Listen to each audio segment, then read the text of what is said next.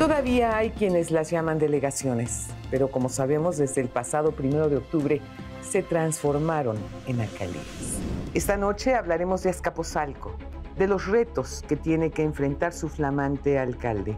Hablaremos sobre el estado en que se encuentra esta demarcación, de los temas que más aquejan a los vecinos, de la inseguridad o del abastecimiento de agua potable o de los grandes problemas que tienen las más grandes unidades habitacionales en la ciudad, como es, por ejemplo, El Rosario, además del rescate de espacios públicos o la movilidad. Para hablar de frente se encuentra con nosotros el alcalde Vidal Llerenas. Quédese conmigo esta noche. El programa va a estar muy bueno. Esto es Frente a Frente, periodismo con responsabilidad. Comenzamos.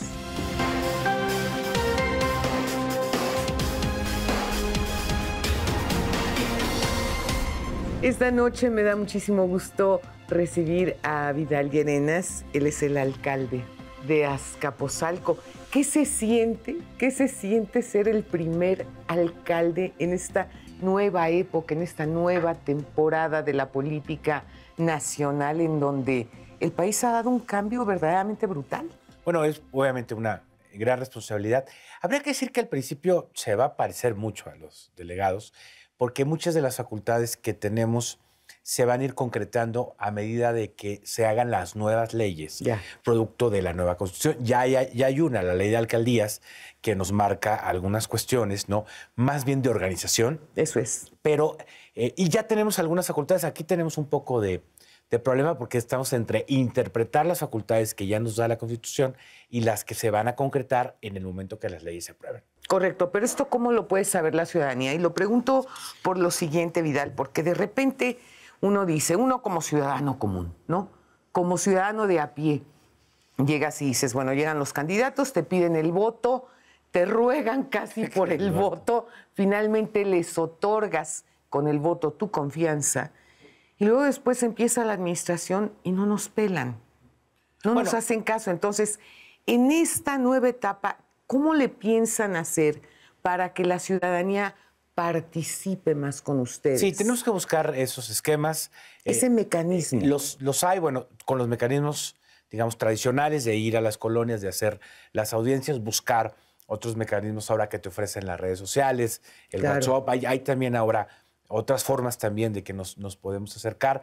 Y pues sí es muy importante responder. La posición del alcalde es complicada porque pues muchos de los problemas no corresponden exactamente a la alcaldía, otros sí, pero es la instancia primera que hay ante la ciudadanía. Entonces es nuestra responsabilidad, pues sí, responder por lo que tenemos facultad, pero también de la que no tenemos, pues ver cómo podemos gestionar. ¿Cuáles sí tienen y cuáles no tienen? Pues las de servicios públicos básicos en de iluminación, de poda, de parques, etcétera, excepto las vías primarias, que ahí no tenemos tantos. Pero, por ejemplo, en el tema de seguridad, pues colaboramos con la autoridad. Va a haber eventualmente un tema de supervisión de la alcaldía ante la policía, que todavía no se concreta lleno, pero hay muchas acciones que colaboramos con la policía, rescate de espacios públicos, por ejemplo, para que haya un mejor seguridad. El tema del agua también pasa un poco lo mismo. Las responsabilidades centrales del gobierno de la ciudad van a venir fuertes inversiones en agua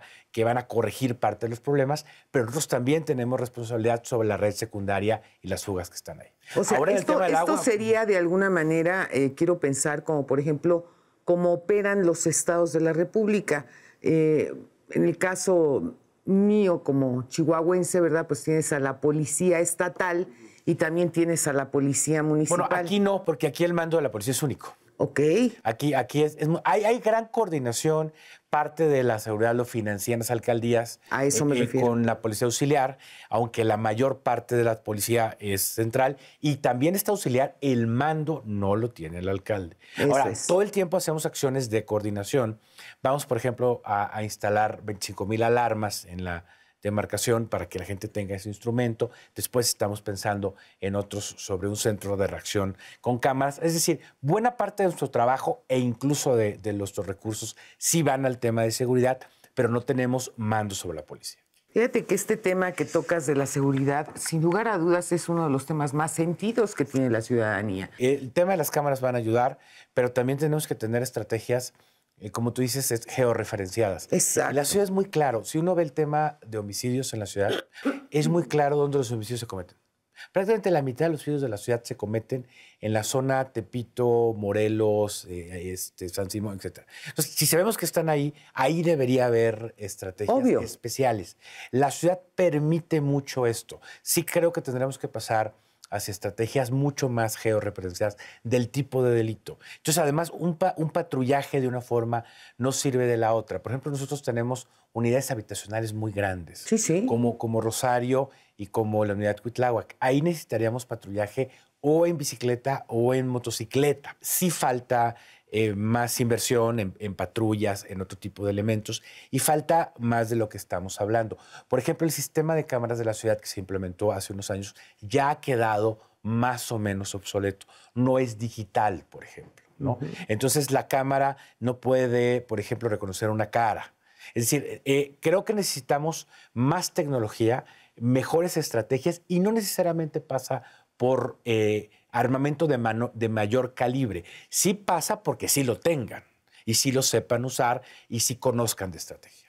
Fíjate que desde el año pasado lo que era la Academia de Policía se convirtió en universidad. Debo decirte que ahora están muy especializados la policía en la Ciudad de México, pero, por ejemplo, tienes al equipamiento de fuerza de tarea.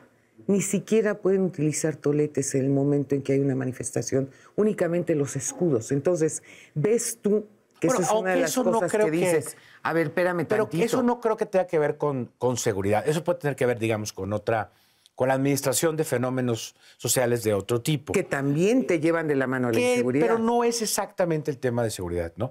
Yo creo que lo que tendremos que pasar es a sistemas a usar mejor la inteligencia. Lo que sí no está usando bien la policía, y he leído ahí un par de estudios que así lo señalan, es que se usa poco la información y por lo tanto el uso de la fuerza es poco inteligente. Y yo coincido, es decir, no hay estrategias georreferenciadas y con información de cómo se debe patrullar, de qué manera. Creo que hacia ahí la ciudad tiene que ir y la tecnología ofrece muchas alternativas. Sería bueno que echaras una platicadita con el secretario de Seguridad Pública, porque si en alguna ciudad del mundo están súper avanzados justamente en tecnología, y es aquí, con toda la policía cibernética, que hace un trabajo buenísimo. Yo, por ejemplo, recomendaría el estudio de México Evalúa, por ejemplo, sobre homicidios en la Ciudad de México. Me parece uno de los más completos y realmente profesionales sobre el tema.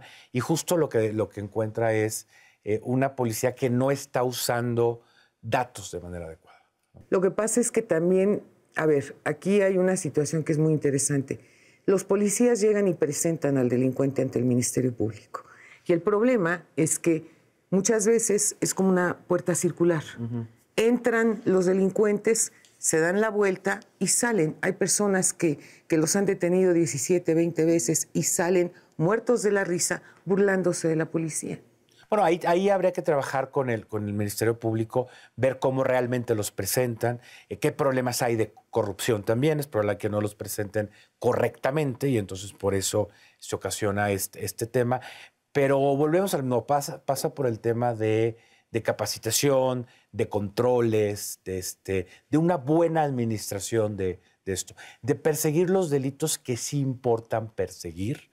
Y así funciona. Hay algunos que no importan. La policía, hay esto, de hecho está en la Constitución, que se llama la prioridad de la administración del delito. Es decir, la policía tiene que ser enfocada hacia los delitos más violentos, hacia que dañan más a la ciudadanía. Es decir, tiene que haber inteligencia en ese tipo de estrategias. Y las policías del mundo así funcionan. Las que tienen éxito en reducir los delitos que más dañan a la sociedad.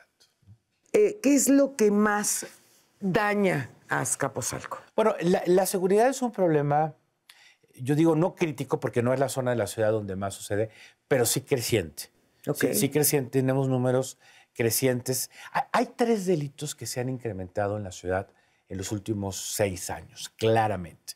Uno es robo a casa habitación, o sin violencia, robo a trasplante sin violencia y homicidio. Esto es muy claro en las líneas del tiempo de los datos que tenemos. Esto se debe a varios fenómenos. Uno tiene que ver con que la gente está armada.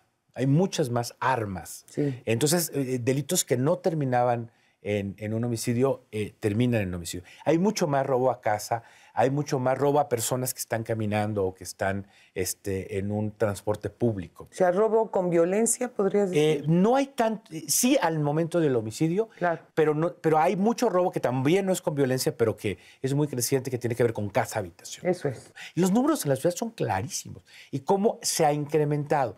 En homicidios la ciudad sigue siendo todavía lejos del promedio nacional, pero la tendencia comienza la misma. La tendencia estadística comienza a acercarse. Y esto nos afecta en Azcapotzalco. Cada vez tenemos pues más robo de esta naturaleza.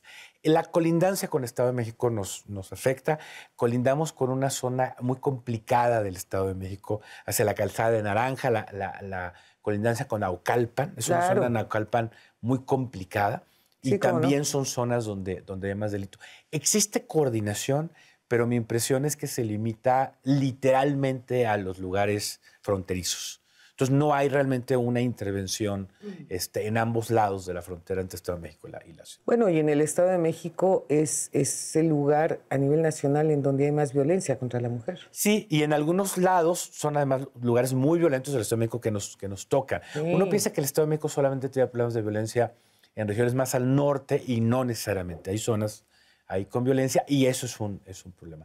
La coordinación metropolitana en seguridad es un reto, me parece. Me queda clarísimo. Y bueno, desde algún lugar de Europa tenemos a José Luis Belmar con Una mujer en la historia. Christine de Pizan, nacida en Venecia en 1394, fue una prolífica escritora francesa de la Edad Media. Sus obras en prosa defendiendo a las mujeres frente a las calumnias del poeta francés Jean de Meung, en el Roman de Lagos, el poema más difundido en la Edad Media, que se convirtiera en el libro de cabecera para todo aquel que deseaba adentrarse en el mundo mágico del amor, se difundieron rápidamente en aquella época.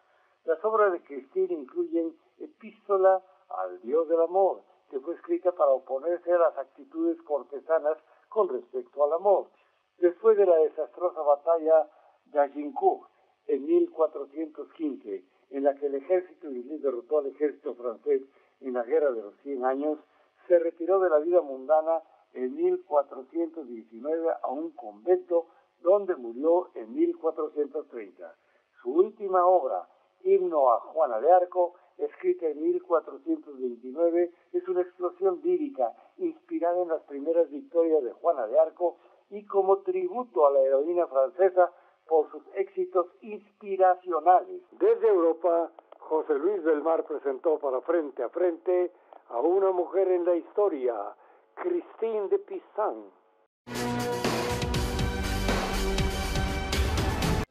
Vidal, te agradezco muchísimo que hayas estado esta noche conmigo. Muchísimas gracias, de verdad. Y esperamos que nos visites pronto otra vez. No, muchas gracias. Muchísimas gracias. No se pierdan nuestro próximo programa. México vive tiempos de cambio, tiempos de dar la cara. Tiempos para hablar frente a frente. Muy buenas noches.